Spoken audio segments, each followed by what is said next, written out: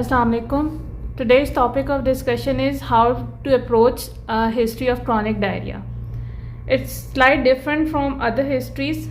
That in history of presenting illness, the first paragraph includes OD para along with FVCCT, in which there is frequency, volume, color, consistency, and the timings of loose stools. So if the patient comes with a presenting complaint of loose stools for last 3 months, how we are going to take it?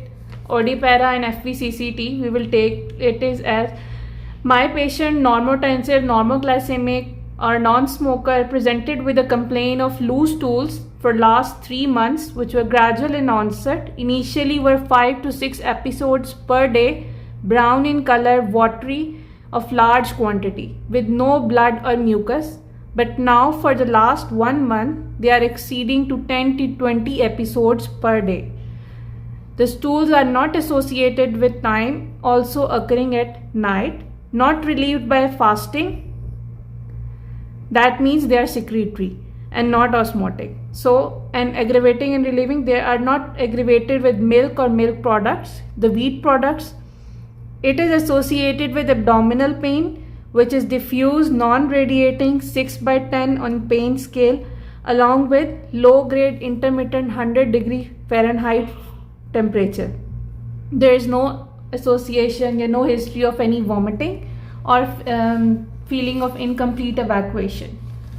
So in the first paragraph, OD para and FVCCT, you have to differentiate whether it's small bowel diarrhea or large bowel diarrhea. If it's large quantity, it's small bowel diarrhea. If it's small quantities with blood and mucus and with the history of tenesmus, that means it's large intestine. In this, as I said, that there is no history of any blood or mucus, and they are of large quantity with abdominal pain, so it is small intestine diarrhea. So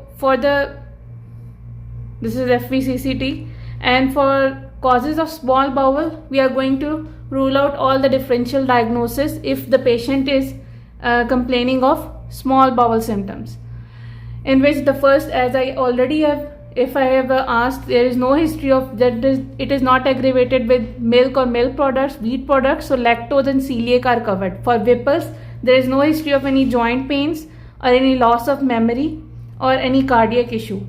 No previous history of tuberculosis or contact of tuberculosis, weight loss or night sweats.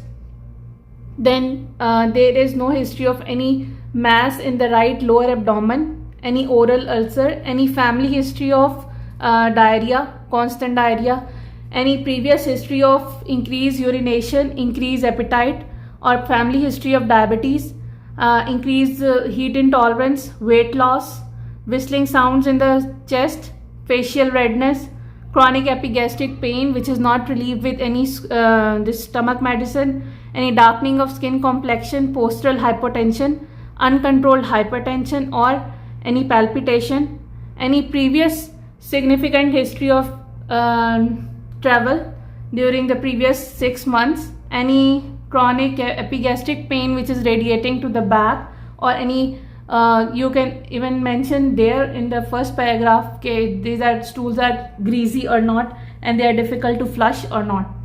Then autoimmune you can cover here, or in the next giving it history that there is no history of any oral ulcers, any skin tightening for scleroderma, and difficulty in opening of the mouth or shortness of breath, and lymphoma for that, any lumps and bumps in the body, any weight loss. So this is all for small bowel.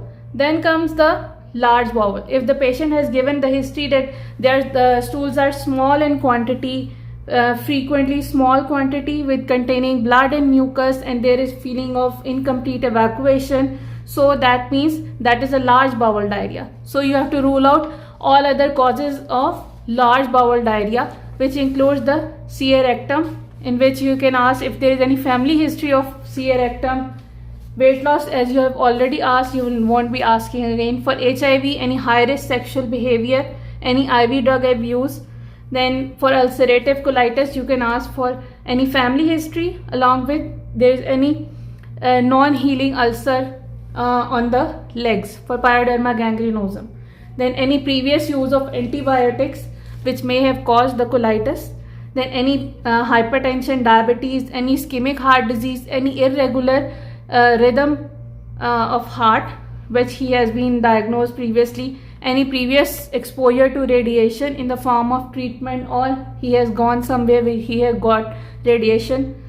Then there are certain diarrheas in which there are mixed picture you can be seen. It's that small and large both. So you have to cover both HIV, IBD, tuberculosis and radiation. The questions will be same. Then for taking it as a case of IBD, inflammatory bowel disease, for its care, starting from the etiology and risk factors, there is history or no history of smoking or family history, and then the complications. For chronic diarrhea, you always have to proceed with the complications of diarrhea as a whole, then complication of IBD.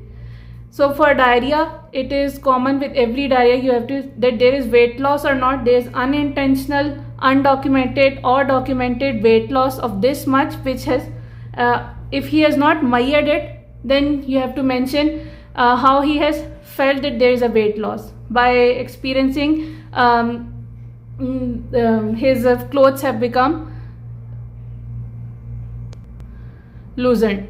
And then there is vitamin deficiency. You can mention that for vitamin A deficiency, there is no history of any. There is history of night blindness, perioral lesions, any beefy tongue, any swollen gums, any difficulty in rising from chair, difficulty in walking, any bone pains, any brittle hairs, any skin changes, any skin bruisability.